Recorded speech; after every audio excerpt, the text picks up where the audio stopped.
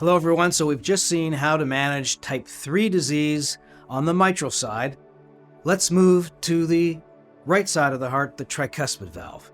One of the more common developments of a cause of tricuspid regurgitation is the presence of a ventricular pacemaker lead. Now, many patients need permanent pacemakers as a common treatment, particularly for patients as they get older. But what is a consequence is sometimes those pacer leads result in scarring of the tricuspid leaflets, having them stuck open. As a result, there's severe leakage. Rarely, the lead itself can go through one of the leaflets. But this is known as cardiac electronic implantable device associated tricuspid regurgitation, or CIED. We have now transcatheter repair and replacement devices in conjunction with surgery. What we have found in an analysis of the STS database that the risk of tricuspid valve surgery is much lower than previously anticipated.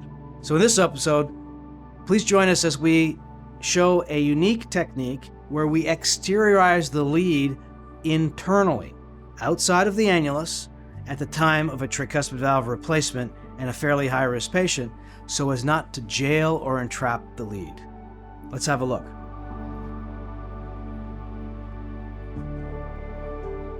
Now, a problem facing our heart teams with increasing frequency are patients presenting with severe symptomatic tricuspid insufficiency due to cardiac implantable electronic devices.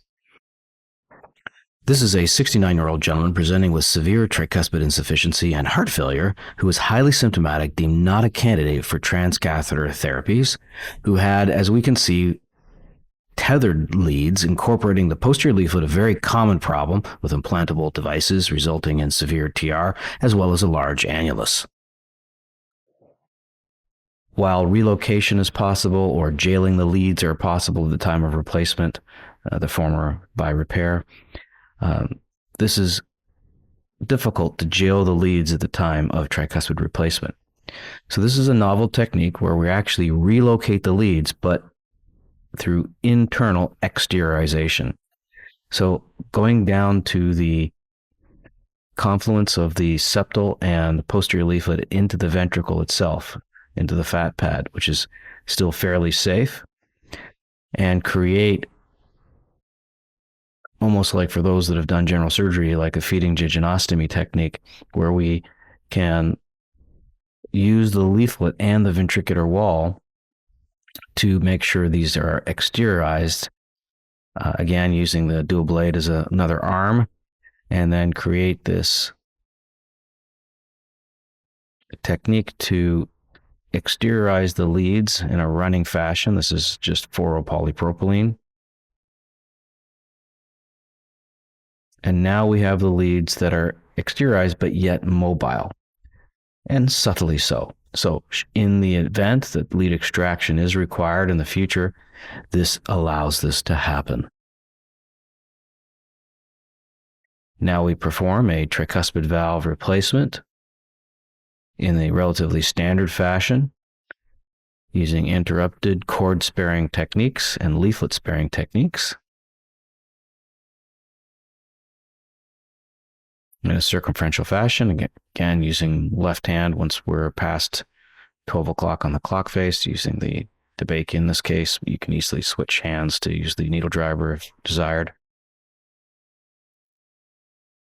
And once we're at the junction of the leads, make sure we get into the leaflet proper. You can't even get the annulus in this case because the leads are exteriorized. And then circumferentially throughout.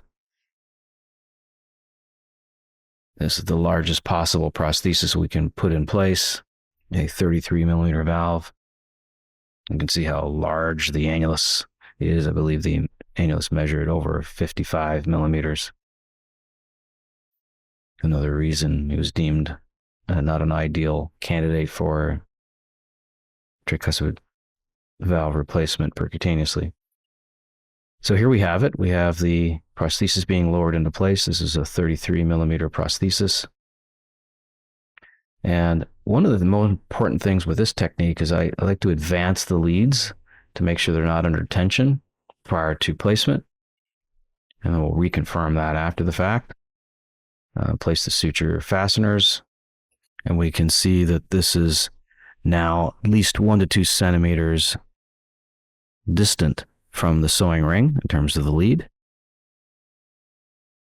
The completion valve is then assessed, as well as looking for any paravalvular leak, including at where the leads were coming out, and none was identified. And now we're going to make sure that the leads remain mobile. And so this demonstrates how we can address an increasingly common problem due to CIED, tricuspid insufficiency. So now we've seen a unique method of how we manage the pacemaker lead in CIED-associated tricuspid regurgitation. It allows the lead to be mobile for our electrophysiology colleagues in the future.